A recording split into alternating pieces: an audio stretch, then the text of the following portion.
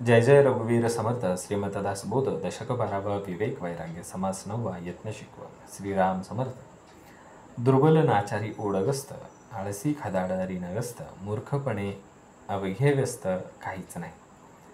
जय सद्गुरू. दशक 12 विवेक वैराग्य. विवेक आणि वैराग्य हे कसं असलं पाहिजे? वैराग्य हे विवेकातून यायला पाहिजे. हा या दशकाचं नाव आणि बोध दोन्ही आहे. दशक 12. ह्याच्यामध्ये समास आहे तो यत्न शिकवा. यत्न म्हणजे काय? प्रयत्न.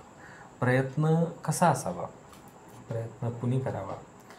प्रयत्नामध्ये कमी पडत असेल तर काय करावं? ह्याच्यासाठी समर्थांनी हा समास दिलेला आहे. आणि ही समासाची सुरुवात जेव्हा होते तेव्हा एक चित्रण दिलेलं आहे. पहिल्या 2-4 ओळी त्याच्या संबंधित आहेत. तर पहिल्या ओळीमध्ये आपल्याला काय सांगितलं? चित्रण दिलं आहे. का अशा माणसाचं चित्रण दिलं आहे की जो दुर्बल आहे, ज्याच्याकडे शरीर आणि मन अत्यंत कमकुवत चाललं आहे, त्याच्याकडे बळच नाही राहिला, तर तो दुर्बल झाला आहे. नाचारी म्हणजे लाचारी आलेली आहे त्याच्याकडे. तो ओढगस्त झाला आहे. म्हणजे कसं झाला आहे? दिशाहीन झाला आहे, भरकटला आहे तो. आळसी झाला आहे तो, आळशी, खदाड आणि ऋणग्रस्त म्हणजे तो कर्जबाजारी झाला आहे. मूर्खपणे अवघ्यव्यस्त काहीच नाही. म्हणजे असा व्यक्ती आहे की ज्याच्याकडे बळ पण नाही कुणाचा, म्हणजे तो लाचार झाला आहे, कर्जबाजारी झाला आहे, आळशी झाला आहे, खदाड झाला आहे, कर्जबाजारी आहे आणि मूर्खपणे तो त्याचं आयुष्य फक्त व्यतीत करतो आहे आणि त्याच्याकडे ठोस असा आधार नाही आहे, त्याच्याकडे ठोस काहीच हाताला लागलेला नाही आहे त्याच्या. असं हे पहिल्या ओळीमध्ये समर्थाने त्या अशा व्यक्तीचं वर्णन केलेलं आहे. आता पुढं बघा, तोच व्यक्ती खाया नाही, जेवाया नाही, लया नाही, नेसाया नाही, अंतराया नाही, पांघराया नाही, कोपट नाही आबानी. त्याला धड खायला सुद्धा नाही, जेवायला नाही, अंगावरती लायला नेसायला कपडे नाही, अंथरायला अंथरूण नाही, पांघरायला पांघरून नाही आणि आश्रयासाठी कोपटसुद्धा नाही. कोपट म्हणजे आपल्याकडं खोपट म्हटलं जातं त्याला. झोपडीवरचं जे घर असतं त्याला खोपटसुद्धा नाही. एवढा तो दुर्भाग्यानं ग्रस्त झालेला व्यक्ती आहे. मागाशी आपण त्याची परिस्थिती बघितली की तो कसा होता. तर तो दुर्बल, लाचार, ओढगस्त, आळसी, खदाडरी नसता. आता आपण बघतोय त्याच्याकडे खायला नाही, जेवायला नाही, ल्यायला नाही, नेसायला नाही, अंथरायला नाही, पांघरायला नाही, एवढंच काही तर त्याच्याकडे राहायला घरंसुद्धा नाही. असा तो अभागी, दुर्भाग्याने ग्रस्त असलेला तो व्यक्ती आहे. अजून बघा त्याच्याकडे काय नाही, तर त्याच्याकडे सोयरे नाही, धोयरे नाही, इष्ट नाही, मित्र नाही, पाहता कोठे ओळखी नाही, आश्रय विन परदेसी.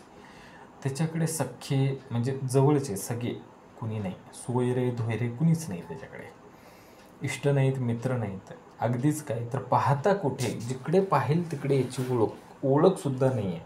आणि तो आश्रयाशिवाय परदेशी माणसासारखा स्वतःच्याच माणसामध्ये वावरतोय. तो खरंच परदेशात आहे का? नाही आहे. तर तो परदेशी म्हणजे इथंच राहून, आपल्याच देशात राहून तो परदेशी. तेने कैसे करावे, काये जीवासी धरावे, वाचावे की मरावे कोण्या प्रकारे. मग असं जो तो व्यक्ती आहे ना, त्याच्या आता संभ्रम अवस्था झालेली आहे. तर त्याची संभ्रम अवस्था कशी आहे की वाचावी की मरावे, काय करायला पाहिजे अशा परिस्थितीमध्ये. वर जी कथन केलेली परिस्थिती आहे ह्याच्यामध्ये वाचावं म्हणजे जगावं की मरण पत्करावं, काय करावं, कशा प्रकारे परिस्थिती पुढची शोध घ्यायचा, प्रयत्न कसे करायचे, तर याच्यासाठी आता त्याचा प्रयत्न झाला. मग आता ही सगळी जी वरची आपल्याला कथन केलेली परिस्थिती आहे, वरच्या 4 ओव्यांमध्ये आपल्याला जे सांगितलेलं आहे की तो व्यक्ती कसा आहे, तर हे सगळी परिस्थिती जी आहे असे एकाने विचारले, त्याला जे उत्तर दिले आता श्रोत्याने सावध होऊन ऐकले पाहिजे. ठीक आहे. हे जे वर जी कथन केलेली परिस्थिती आहे ह्याच्यासाठी समर्थ पुढची ओवी काय देतात? ऐसे कोणी एक पुसले, कोणी एक उत्तर दिले, श्रोती सावध ऐकिले पाहिजे. आता म्हणजे काय, असं जर कोणी विचारलं तर त्याला उत्तर दिले गेले समर्थांकडून आणि ते श्रोत्यांनी काय केलं पाहिजे? सावध होऊन ऐकलं पाहिजे. श्रोता हा कायम सावध पाहिजे. जर श्रोता हा सावध नसेल तर श्रवणे चुके अधोगती. श्रवण जर चुकलं तर त्याची अधोगती, त्या श्रवणाशिवाय ऊर्ध्वगतीला माणूस जात नाही. म्हणूनच आपल्याला समर्थांनी काय, नवविधा भक्तीमध्ये सगळ्यात पहिली भक्ती काय सांगितली? श्रवण भक्ती. आणि जो श्रवण करतो तो श्रोता. मग श्रवण करायचं आहे ते कसं केलं पाहिजे? सावधपणे करायचं. ही जी वरची सगळी परिस्थिती दिली याचं उत्तर आम्हाला काय करायचं आहे, सावधपणे श्रवण करायचं आहे. श्रोती सावध ऐकली पाहिजे. आता मग श्रोत्यांनी सावध होऊन काय ऐकलं पाहिजे तर बघा, लहान थोर काम काही केल्या वेगळे होत नाही, कारण त्या सावध पाही सदैव होसी. लहान असो थोर असो, लहान म्हणजे छोटं, थोर म्हणजे मोठं. लहान आणि मोठं कुठलंही काम असो ते केल्याशिवाय होतंय का तर नाही, केल्याने होत आहे ते केल्याची पाहिजे, तुम्हाला ते केलंच पाहिजे. मग ते लहान आणि मोठं, ते लहान काम आहे मी नाही करणार आणि मोठं आहे आपल्याच्यानं होणार नाही असं नाही, ते केलंच पाहिजे. मग करंट्या माणसाने सावधपणे ही गोष्ट जाणून घेतली पाहिजे, तरच त्याचा कार्यभाग फळाला येणार आहे. त्याचे जे प्रयत्न आहेत त्या प्रयत्नांना फळाची प्राप्ती होणार आहे. ह्याच्यामध्ये आपल्याला मोलाचा संदेश काय दिलेली आहे की गोष्टी ज्या आहेत ना, म्हणजे कृती करा. समर्थांना अपेक्षित काय आहे की केल्या वेगळे होत नाही, म्हणजे म्हणजे करण्यासाठी कृती केली पाहिजे. म्हणजे नुसतं बोलून आणि विचार करून काहीही घडत नाही, तर त्यासाठी प्रत्यक्ष कृती झाली पाहिजे. कृतीशिवाय साध्य होत नाही. आणि ही कृती कशी असली पाहिजे, शहाणपणाने असली पाहिजे, सद्गुरूंच्या मार्गदर्शनाखाली असली पाहिजे. तर आता आपण पुढचं श्रवण करू. अंतरी नाही सावधानता, यत्न ठाकेन पुरता, सुख संतोषाची वार्ता तेथे कायची. मग अंतरी जर सावधानता नसेल आणि प्रयत्नांमध्ये जर पूरता नसेल, म्हणजे प्रयत्न तेवढे पूरकपणे केले नसतील, पुरेसे केले नसतील, तर सुख संतोषाची वार्ता येईल कशी? मोठा प्रश्न आहे आपल्यासमोर. जर आपल्या मनामध्ये सावधानता नसेल, जर आपलं मन, आपलं अंतरात्मा जर सावध नसेल आणि आपण जर प्रयत्न पुरेसे करत नसू, तर आपल्याकडे कुठल्याही प्रकारची सुख आणि संतोषाची वार्ता येणार. मग सुख आणि संतोषाची वार्ता येण्यासाठी आपल्याला काय केलं पाहिजे, तर अंतरी सावधानता बाळगली पाहिजे आणि प्रयत्न कसे केले पाहिजेत, पुरेसे केले पाहिजे. म्हणून मग समर्थ पुढं काय सांगतात, आता कृती तर केली पाहिजे. मग कृती करण्यासाठी काय केलं पाहिजे, म्हणून आळस सोडावा, यत्ने साक्षेप जोडावा, दुच्चितपणा मोडावा, थाराबळे. मग आता इथं बळाचा वापर करा म्हणते. थाराबळे म्हणजे ठामपणे निर्धार करा. मग 3 गोष्टींचा, मग 3 गोष्टी श्रोते हो सावधपणे ऐका. 3 गोष्टी कुठल्या, म्हणून आळस सोडावा, पहिली गोष्ट सांगितली आहे आळस सोडायचा. यत्ने साक्षेप जोडावा म्हणजे प्रयत्नांचा साक्षेप जोडून घ्यायचा आणि दुच्चितपणा मोडावा. दुच्चितपणा म्हणजे काय, आपल्या मनामध्ये, आपल्या अंतरामध्ये, जे मागाशी सांगितलं ना आपल्याला अंतरी नाही सावधानता, तो जो अंतरी आहे ना, आपल्या अंतरी काय असलं पाहिजे, आपल्या अंतरी सकारात्मक विचार असले पाहिजे, बरोबर. तर दुश्चितपणा म्हणजे काय, आपल्या अंतरी असलेले नकारात्मक विचार, हलगर्जीपणा, दुर्वृत्ती ह्यांना काय करायचं, मोडून काढायचं. ह्याला दुश्चितपणा म्हटलं समजतं. मग आपल्याला 3 गोष्टी बलपूर्वक करायच्या आहेत. थाराबळे सांगितलंय, म्हणून आळस सोडावा. काय सोडायचा, आळस सोडून द्यायचा. मग जोडायचं आहे कोणाला, तर प्रयत्नांना जोडायचं आणि दुश्चितपणा मोडून काढायचा, बरोबर. दुश्चितपणा म्हणजे नकारात्मक विचार, हलगर्जीपणा हा निश्चितपणे आपल्याला काय करायचं आहे, मोडून काढायचा आहे. आणि होत नसेल तर तो बलपूर्वक करायचा आहे, हे समर्थांना या ठिकाणी अभिप्रेत आहे. मग आता काय केलं पाहिजे याच्यासाठी, हा जो निर्धार आपल्या अंगी करायचा आहे, आपल्याला आळस सोडायचा आहे, वाईट विचारांचा त्याग करायचा आहे, दृढ संकल्प करायचा आहे आणि प्रयत्न करायचा आहे, ज्याच्यामुळे आपल्याला काय होणार आहे, सुख आणि संतोषाच्या वार्ता आपल्यापर्यंत येतील, आपला कार्यभाग सिद्धीस जाईल, बरोबर. तर ह्यासाठी प्रातःकाळी उठावे, प्रातस्मरामी करावे, नित्यनेमे स्मरावे पाठांतर. पहाटे लवकर उठलं पाहिजे, प्रभातकाळी देवाचं स्मरण केलं पाहिजे, ध्यान केलं पाहिजे. आणि फक्त एकच दिवस नाही तर ते नित्य, समर्थांना नित्य इथं काय सांगायचं आहे, नित्यनेमे स्मरावे. ते स्मरण जे आहे ते नित्य नियमितपणे काय झालं पाहिजे, भगवंताचं स्मरण झालं पाहिजे. हे प्रातःकाळी झालं पाहिजे, पण हे नित्य म्हणजे दररोज या ठिकाणी समर्थांना अभिप्रेत आहे. मग पाठांतर कशाचं करायचं आहे, धार्मिक आणि आध्यात्मिक ग्रंथांचं पाठांतर हे सकाळी लवकर उठून नियमित स्मरण करून पाठशुद्ध अभ्यास आपल्या जीवनामध्ये झाला पाहिजे, बरोबर. तर ह्या ओवीमध्ये आपल्याला आध्यात्मिक शिस्त आणि चांगल्या दिनचर्येचा मूलमंत्र समर्थ देत आहे. काय सांगितलंय आपल्याला, आध्यात्मिक शिस्त म्हणजे पहाटे प्रातःकाळी उठावे, पहाटे उठायचं, प्रातस्मरामी करावे, बरोबर. म्हणजे प्रभूचं स्मरण, म्हणजे प्रभातकाळी प्रभूचं स्मरण झालं पाहिजे, ध्यान झालं पाहिजे. नित्यनेमे स्मरावे, नित्य म्हणजे दररोज नियमितपणे त्याच्यामध्ये स्मरण झालं पाहिजे आणि यातून पाठांतर घडलं पाहिजे. कशाचं? तर आपल्या आध्यात्मिक ग्रंथांचं, धार्मिक ग्रंथांचं. बरं, मग हे सगळं चालू आहे बरोबर. मग समर्थ पुढच्या ओळीत काय सांगतायत? मागील उजळणी पुढे पाठ, नेम धरावा निकट, बाष्कळपणाची वटवट करूच नाही. पूर्वी जे तुम्ही पाठांतर केलंय त्याची उजळणी झाली पाहिजे आणि मगच पुढचं पाठांतर झालं पाहिजे. आणि हा नियमनिग्रह अंगी बाळला पाहिजे. आणि उगच बाष्कळपणाची वटवट करू नये. म्हणजे कसं? बाष्कळपणा म्हणजे कसं? निरर्थक कारण गप्पा करू नये, बडबड करू नये. मग मागं जे झालं आहे त्या गोष्टींचा पुन्हा पुन्हा उजाळा करायला पाहिजे. आणि जे पुढं करायचं आहे त्या अभ्यासामध्ये चिकाटी आणि नित्यपणा असला पाहिजे. ते नियमित नियम धरला पाहिजे आणि बाष्कळपणा बिलकुल केला गेला नाही पाहिजे. बरं, मग आता पुढं काय? तर दिशेकडे दुरी जावे, सुचिस्मत होऊन यावे, येता काहीतरी आणावे रीते खोटे. मग आता समजा तुम्ही बाहेर कुठे गेलं, कुठलंही कारण असतो बाहेर गेलं, तर तुम्ही जेव्हा परत येणार आहात तेव्हा सुचिस्मत होऊन यायचं आहे, म्हणजे स्वच्छ होऊन यायचं आहे.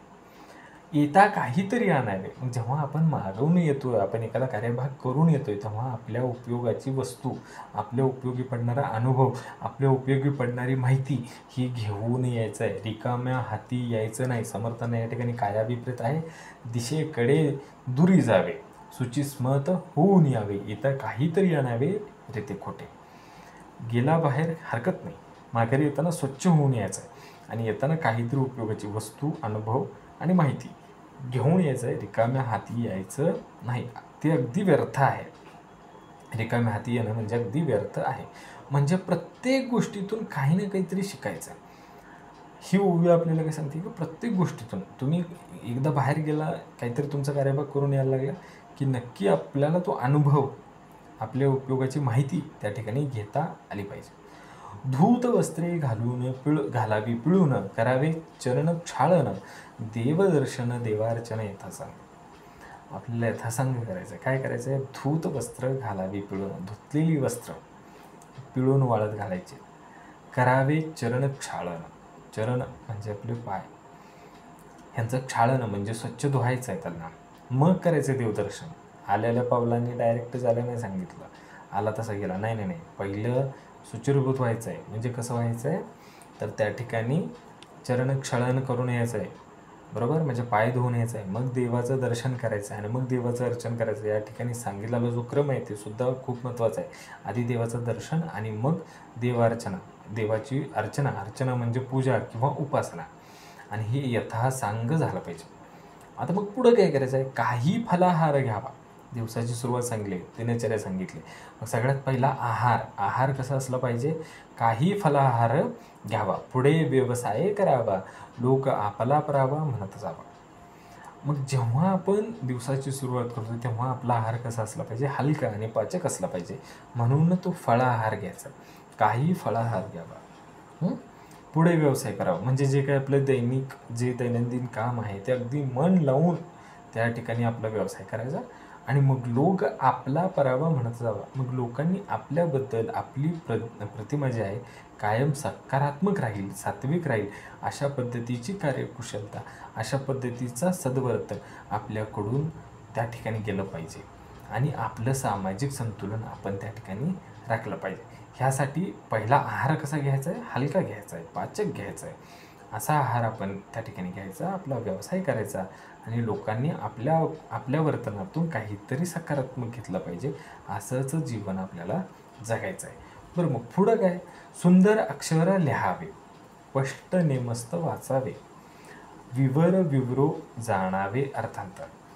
म्हणजे सुंदर अक्षर लिहावे म्हणजे लिहिताना अक्षर अत्यंत सुंदर आणि सुवाच्य, म्हणजे वाचण्यास योग्य, सहज वाचता येईल असं सुवाच्य अक्षर अतिशय सुंदर आणि सुवाच्य असावं. स्पष्ट नेमस्त वाचावे. वाचताना तुमचे उच्चार अगदी स्पष्ट आणि नेमके असले पाहिजेत.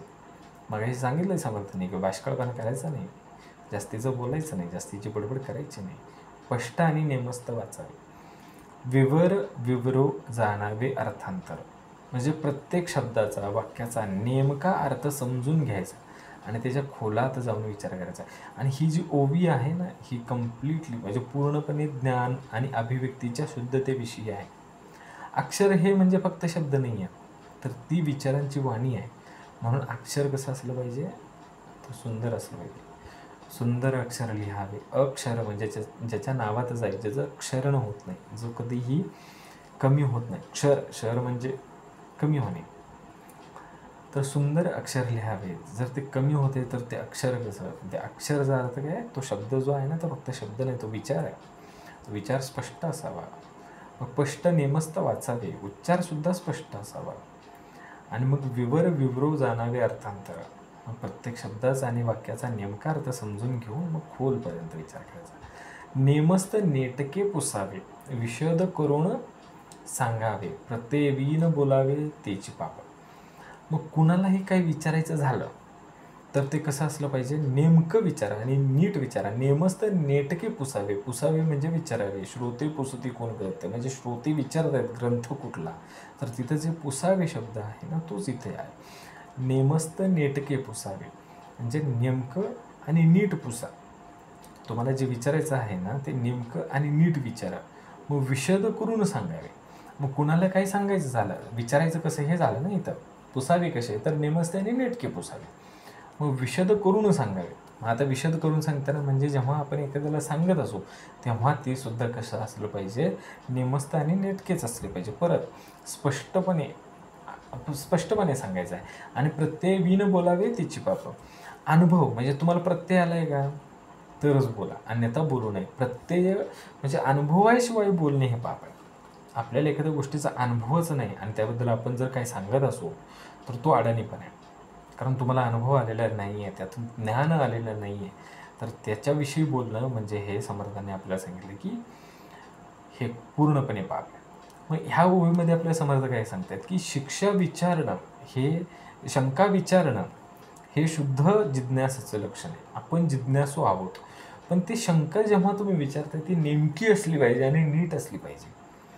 आणि जेव्हा त्याचं विशद करून आपल्याला ऐकायचं ना, ते सुद्धा तसंच असलं पाहिजे. बिना अनुभवाचं बोलणे हे समर्थांनी या ठिकाणी काय सांगितलंय, बोलूच नका. बिना अनुभवाचं बोलूच नका, ते पाप आहे. आता पुढं बघा, सावधानता असावी, नीती मर्याद राखावी, जनास माने ऐसी करावी क्रियासिद्धी. मग वागण्यात सावधानता असावी. सावधानता असावी, नीती मर्यादा राखावी. मग सावधानता वागण्यात असली पाहिजे आणि नीती मर्यादा असेल तर लोकांना काय होतं, अशा प्रकारची कार्यसिद्धी पटते. म्हणजे ही ओवी जी आहे ही सदाचार आणि सामाजिक सौजन्याचे महत्त्व सांगते. सावधानता वागण्यात असावी, प्रत्येक कृतीत जागरूकता असावी आणि मग नैतिकता जी आहे ती आपण कधीही ओलांडू नये. त्याच आपल्या कृतीला लोक काय करतील, आदर करतील. अशी जर कृती असेल तरच लोक त्याचा आदर करतील. बरोबर. म्हणजे सावधानता असावी, नीती मर्यादा राखावी, जनास माने ऐसी करावी क्रियासिद्धी.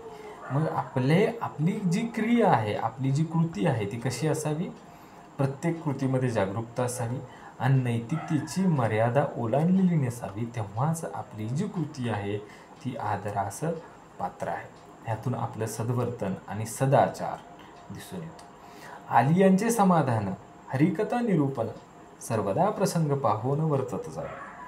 आलिया म्हणजे जे येणारे आहेत, जे तुमच्याकडे येतात त्यांचं समाधान करावं.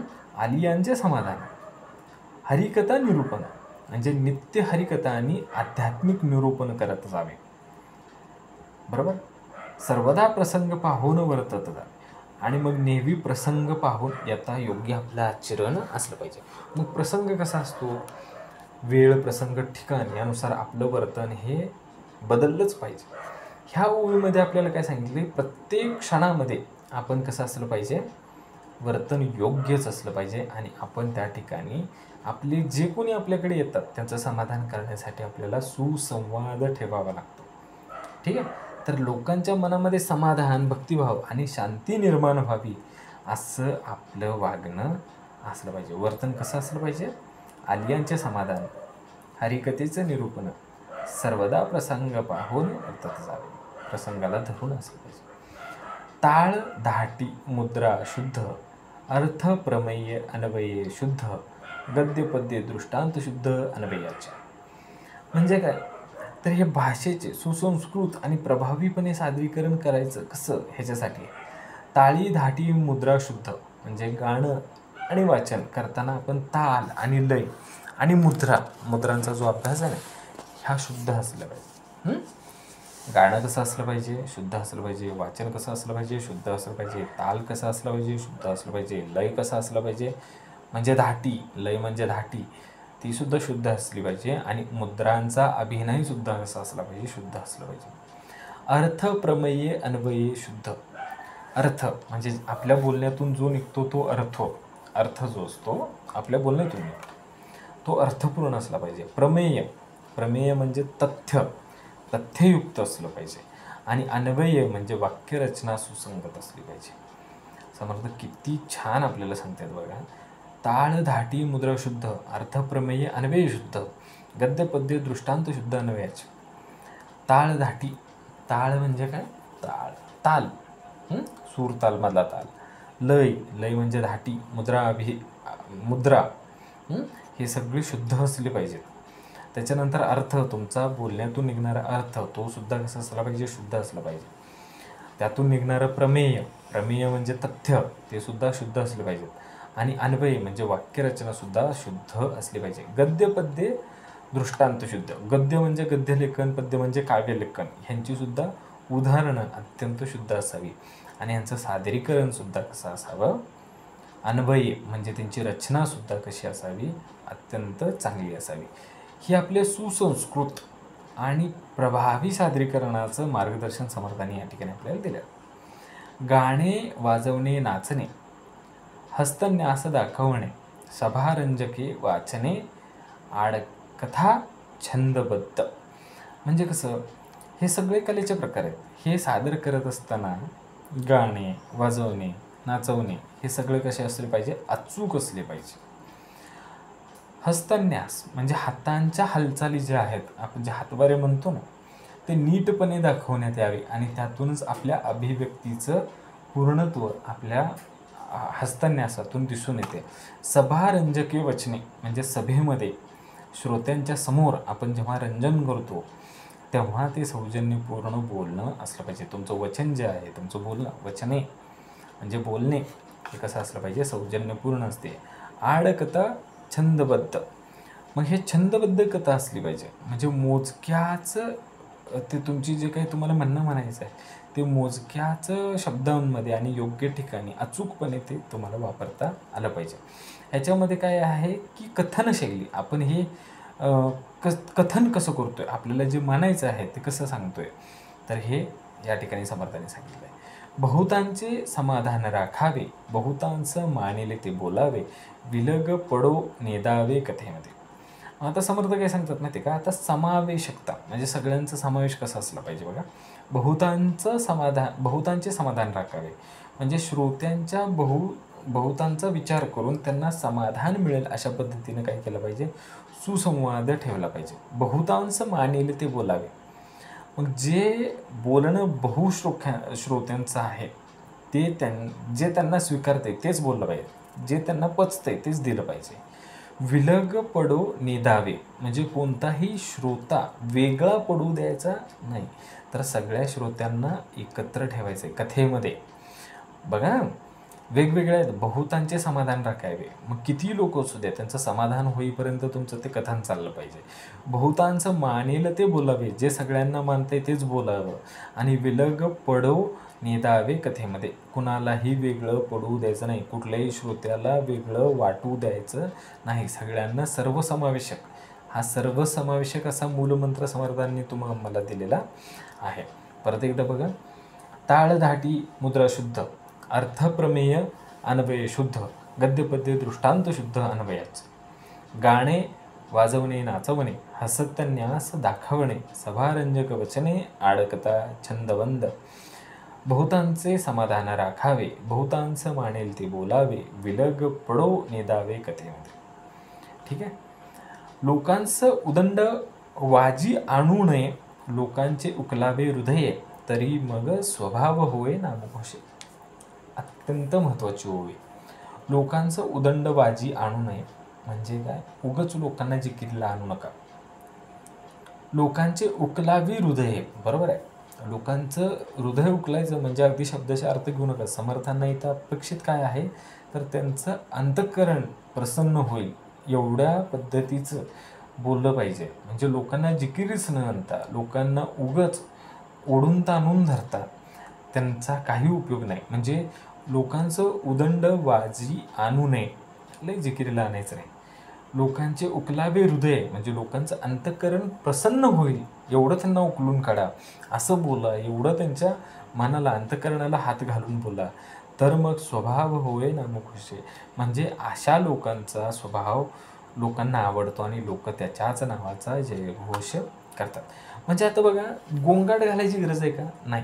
तर डायरेक्ट काय करायचं, आपल्याला अंतःकरणामध्ये जागृती होईल एवढं छान बोलायचं. एवढं छान त्या वक्त्याने त्या ठिकाणी बोललं की लोकांना त्याचा स्वभाव आवडतो आणि लोक त्याच्याच नावाचा जयघोष करतात, नामघोष करतात.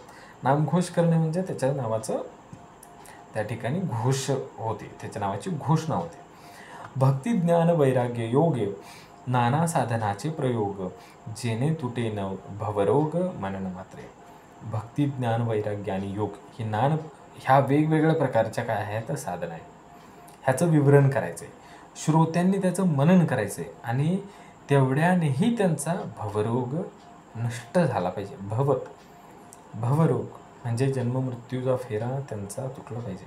भक्ती ज्ञान वैराग्य आणि योग, आपल्या आत्ता जो चालू दशक आहे त्या दशकाचं नावच आहे विवेक वैराग्य. आणि परत इथं आले बघा, भक्ती ज्ञान वैराग्य योग. योग कुठला असला पाहिजे? भक्ती योग. भक्तीच्या न योगे देव, भक्तीच्याच मार्गाने आपल्याला योग भेटणार आहे, देव भेटणार आहे. मग ज्ञान, मग वैराग्य, हे सगळे योग आहेत. आणि हे नाना प्रकारची साधनांचा प्रयोग करून आपल्याला काय करायचं, त्यांचा भवरोग तोडायचा, जेणे तुटे भवरोग.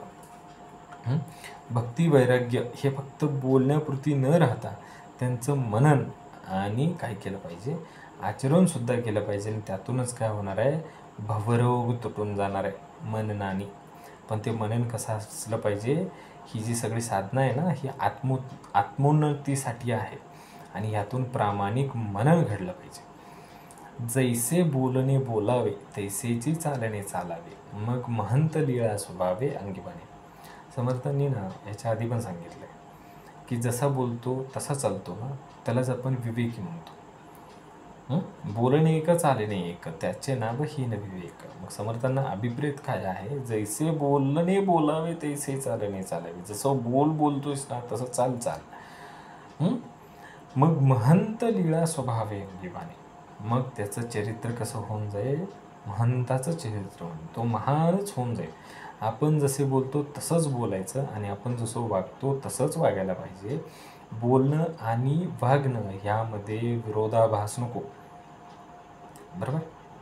बोलणे एक चालणे एक, एक बोलतोय एक वागतोय, तर विरोधाभास आहे, त्याचे नाव हीन विवेक. मग आपल्याला काय करायचं आहे, आता तसं नाही करायचं बाबा, आता आपल्याला चांगलं करायचं आहे. आता आपल्याला जे बोलतो तेच बोलायचं आणि जे करतो तेच सांगायचं. असं असेल तर काय होतं, त्याची महंत लीळा स्वभावे अंगिबाणी, बरोबर. शब्द आणि कृती यामध्ये एकरूपता हवी, ढोंग नको आणि आचरणात पावित्र्य पाहिजे. युक्तिवीन साजिरा योग, तो दुराशेचा रोग, संगतीच्या लोकांचा भोग उभा ठेला. आता महंतीचा योग म्हणजे काय आहे, हा पुण्य, हा जो योग्य गुण नसेल आपल्या अंगी, जर तो योग्य गुण नसेल तर काय होईल, दुराशेचे रोग ठरतो आणि संगतीत असणाऱ्या इतर लोकांचा सुद्धा तो भोगच होतो.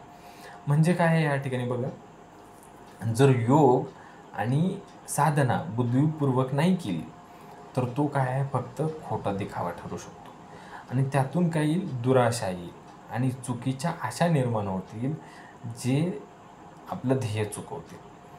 असे लोक इतर सज्जनांच्या संगतीही बिघडवतात. मग असे लोक जे आहेत ना, सज्जन असेल तर त्याची संगत बिघडवतात आणि हा दिखावा जो आहे ना, तो इतरांना सुद्धा काय करेल, दुष्परिणाम देईल.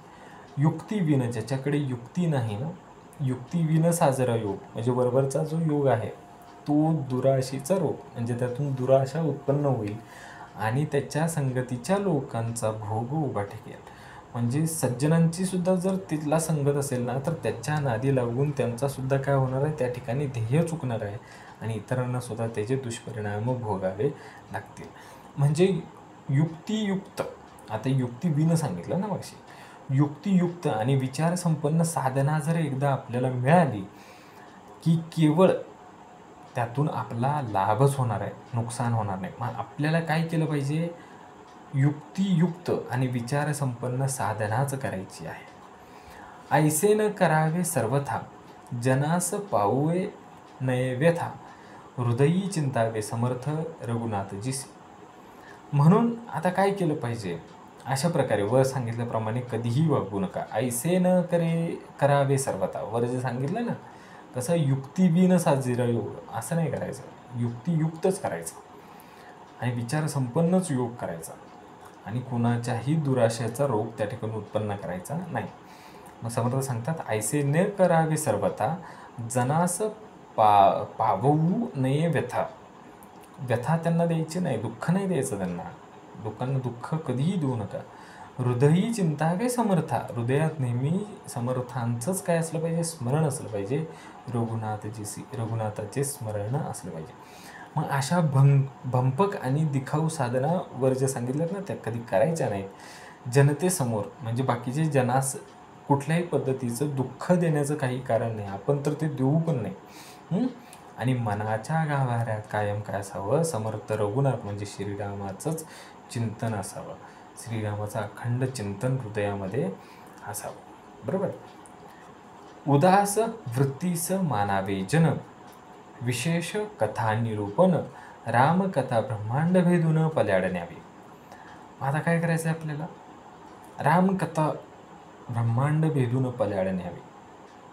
मग रामकथा ही केवळ एक कथा आहे का, तर ती तशी नाही आहे, तर ती एक आध्यात्मिक साधन आहे. रामकथा ही एक आध्यात्मिक साधन आहे, ती ब्रह्मतत्वापर्यंत नेणारी आहे, ब्रह्मांड भेदून पल्याड न्यावी.